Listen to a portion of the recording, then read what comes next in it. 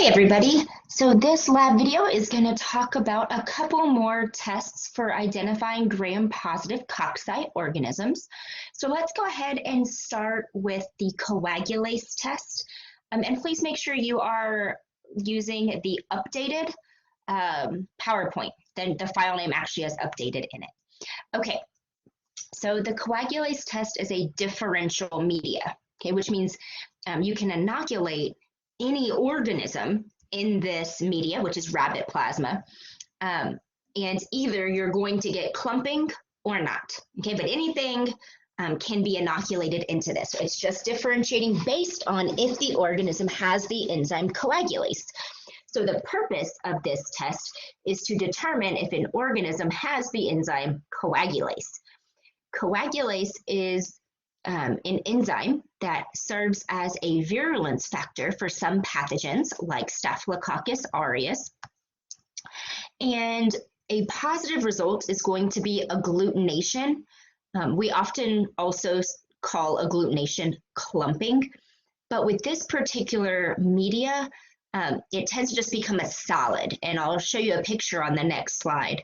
But normally clumping of the rabbit plasma or having it go from a liquid to a solid because the components have clumped together is going to be a positive test.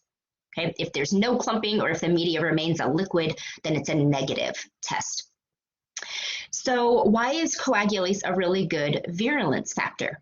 Well, for one, it causes clotting, and so some organisms can use these clots to kind of evade being phagocytosed. Also, some organisms can replicate inside of the blood clot. So normally these same pathogens will eventually lyse or dissolve the clots. And so because they've been replicating in the clots, once those clots are dissolved, there's suddenly an overwhelming number of bacteria present in the host. So it's kind of like a way to surprise attack them. Just there's suddenly these overwhelming numbers. And then some pathogens like Staphylococcus aureus can actually coat their surface with fibrin because that's what coagulase produces is fibrin. But the pathogen can coat its surface with fibrin, and that can also help resist phagocytosis.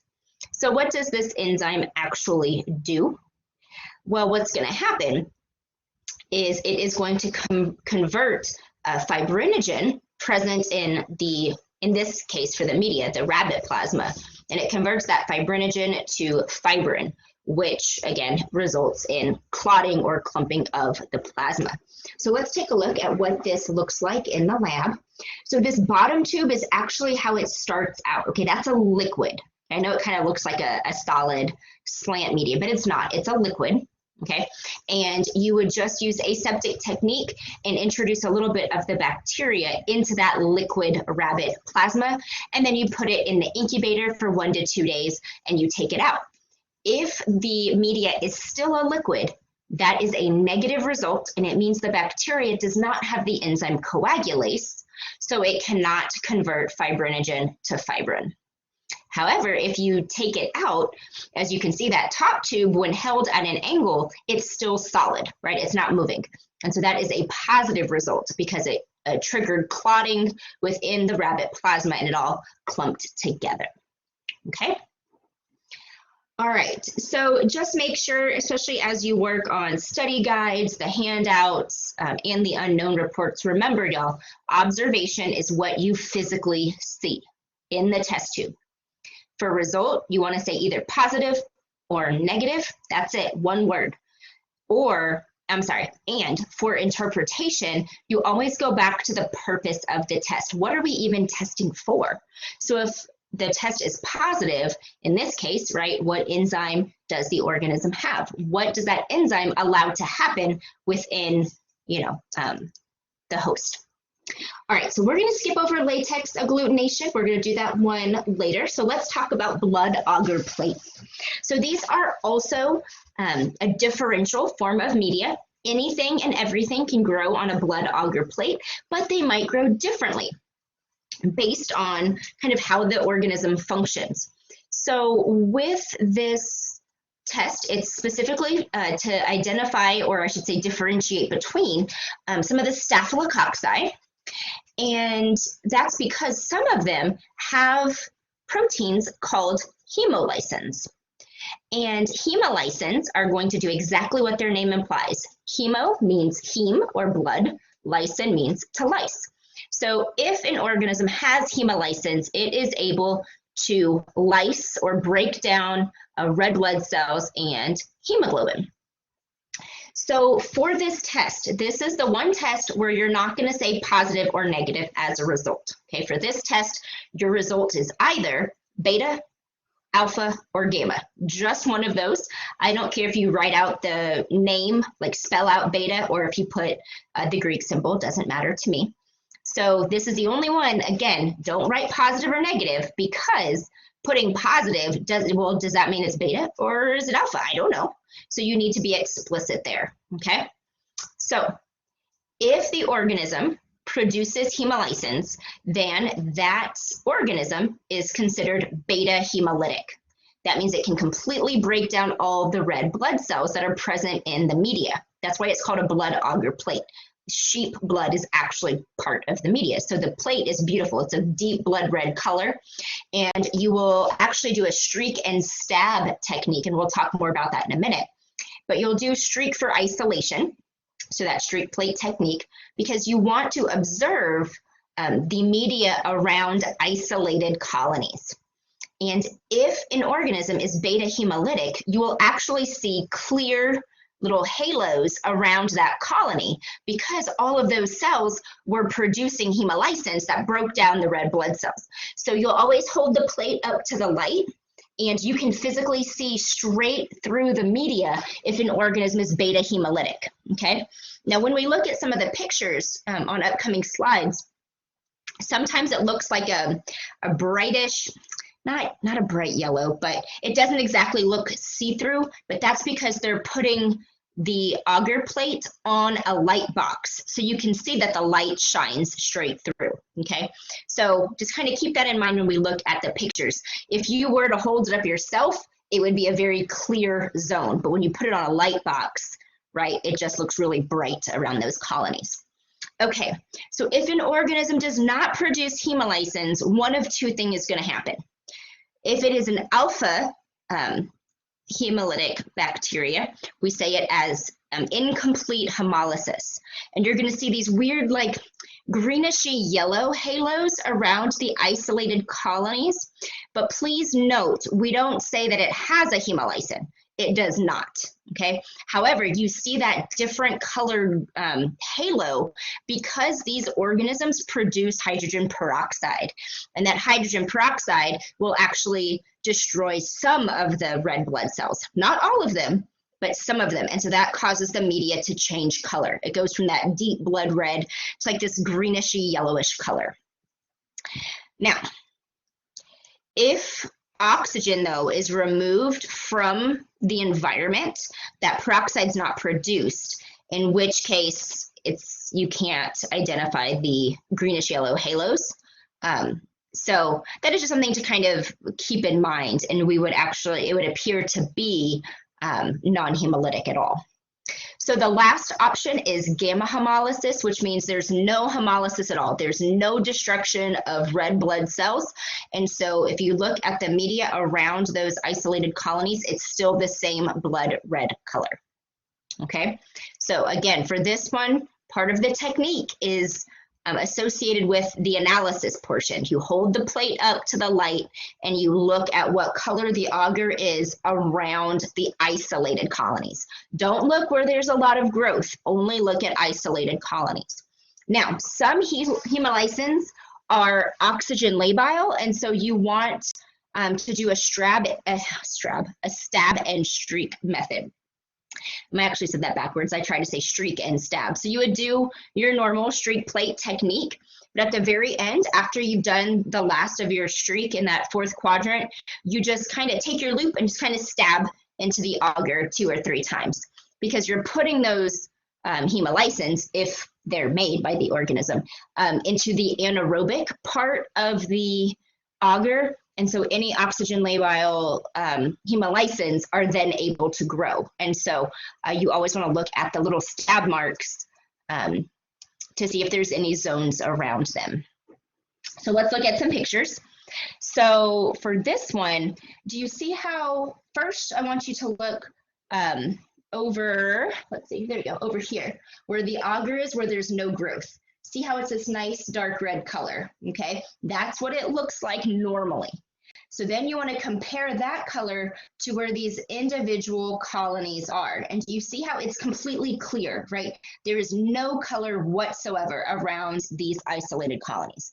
So that would be beta hemolysis. Now, I prefer for observation to tell me what you actually see, which is clear halos, okay, around the colonies. Again, the result is beta, and then always go back, what does it mean if it's beta hemolysis? So for your interpretation, you would go back to the purpose of this test and tell me what beta hemolysis actually means. So let's look at another one. So this is an example where they put the plate like on a light box. And so some people say, well, Chelsea, this looks yellow to me. And if that's the case, that's fine. But I want you to compare it to what you see on the next slide. So again, you can see straight through it, right? I would just say, instead of saying it's yellow or whatever, just say it's clear, right? There's no color compared to that blood red because hemolysins were produced and they completely destroyed those red blood cells. Okay, so take a good look at this, especially in the areas around the isolated colonies. And now I want you to compare it to this next picture. Do you see how where these isolated colonies are, there's clearly a different color with the media. It's not that deep, dark blood red. There's something going on here. It's definitely not clear, right? But it's not solid red either. So this is going to be an example of alpha hemolysis, okay? And then compare this and the other pictures to gamma hemolysis. Do you see how on this picture, you can look at the enlarged photo or the more zoomed out one, right? The color of the agar over here where there's no growth is exactly the same as the color agar that's surrounding that halo. Okay, so there was no hemolysis whatsoever, no hydrogen peroxide production. This is going to be gamma hemolysis, okay? Because that blood red agar did not change color at all, okay? So that's going to be our gamma hemolysis. And so here's just another picture to show you what gamma hemolysis looks like. And again, you always want to just compare the color of the agar around the isolated colonies and compare it to the color of the agar normally. All right, let's do one more test. We're not going to do Kirby Bauer yet. Let's do the Bile Esculin test. Actually, we'll probably do two more. So BEA is a selective and differential test. The selective component is bile, specifically bile salts. Because remember, y'all, not many organisms can handle the environment of bile salts. And so that's going to prevent a lot of organisms from growing. The differential part is based on the ability of an organism to break down esculin. We call that esculin hydrolysis. And so we're actually differentiating the organisms based on the presence or absence of the enzyme esculinase. Okay. Oh, I'm on the wrong slide, y'all. I'm so sorry. So esculinase, so that's right here, okay? That's the enzyme that we're differentiating based on, because organisms that have this enzyme are then able to do esculin hydrolysis, okay? So how can we tell if an organism has esculinase and can therefore break down esculin? Well, we look at the media. So take a look at the right-hand tube. That's what the media looks like normally. It's kind of this copper color. And in that media is an iron indicator called ferric citrate. Okay, so that's our indicator. That's what's going to cause the color change. That's going to allow us to know whether or not esculinase is present. So the media has ferric citrate. And what you do is you'll get some bacteria on your loop and you will streak it on this slant and you'll incubate it. And if the organism has the enzyme esculinase, it will break down esculin into two products, glucose and esculin. Now, glucose is going to be used to make ATP, and esculin is actually a waste product. The bacteria doesn't need it, but we do, because it's the esculin that is going to react with the iron indicator ferric citrate, and that's going to lead to the production of this very black precipitate. So a tube that looks like this left-hand one, where you see the black precipitate, that is a positive result. Okay, this means that the organism produces the enzyme esculinase and can hydrolyze esculin.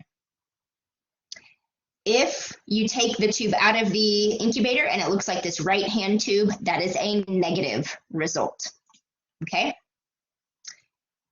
Now, in some cases, the organism can't grow at all because it can't handle the salt. But if you can see bacterial growth, but it's still, the media is still this copper color, then you know it does not produce that enzyme and cannot hydrolyze esculin. All right, so this is just showing you what the reaction looks like. You don't have to be able to draw or even identify these molecules, but just know that the reactant here, I guess we'd call it the substrate, it's going to be esculin. Okay, here's the name of the enzyme, and then the waste product esculin, which is going to reacts with the ferric citrate, and then glucose is just a sugar, and it's going to go be used to make ATP. All right.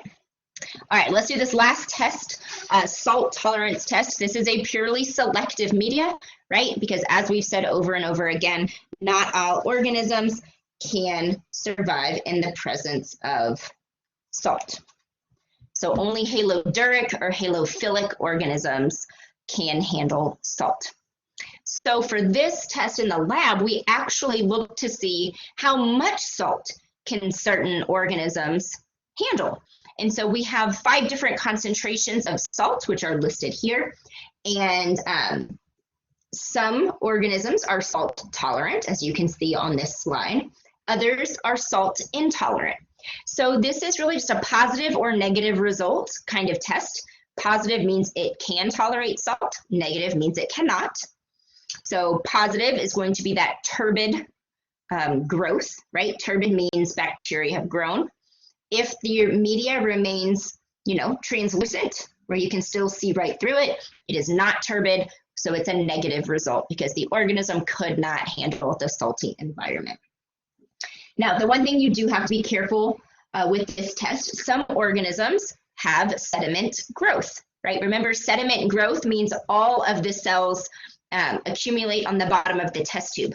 And sometimes it's not a huge amount of growth. And so you actually need to first pick up the tube, look at the very bottom of it to see if there are any cells down there. The other approach is just to give the tube a very gentle shake so as not to spill it. And if there are any cells on the bottom of the tube, it'll kind of swirl. You'll see that there is growth. That's just kind of the one thing you have to be careful of, because some people see the clear tube and they just jump the gun and go, oh, negative. And really the organism was able to grow. It just had sediment growth. So let's take a look at these results real quick. So Staphylococcus aureus, right? We've talked about this organism. It causes quite a few skin diseases. And so it can grow in all concentrations of salt. But some of the other organisms, like Enterococcus faecalis, it can grow in up to 7% salt solution, but it can't handle higher concentrations of salt. And so if I were to show you this series of pictures, I would say, what solution can the organism grow in? And you would tell me 3, 5, 7. It cannot handle 9 and 11%. And then poor Streptococcus pyogenes, it can't handle much salt. And so for the most part, this is a negative test result. Okay, because remember, most organisms can handle a little bit of salt. It's when it becomes a lot that it's an issue. And at 5%, it's considered a lot. All right, y'all, that is the end of this video. I will make one more video soon for latex agglutination and Kirby Bauer.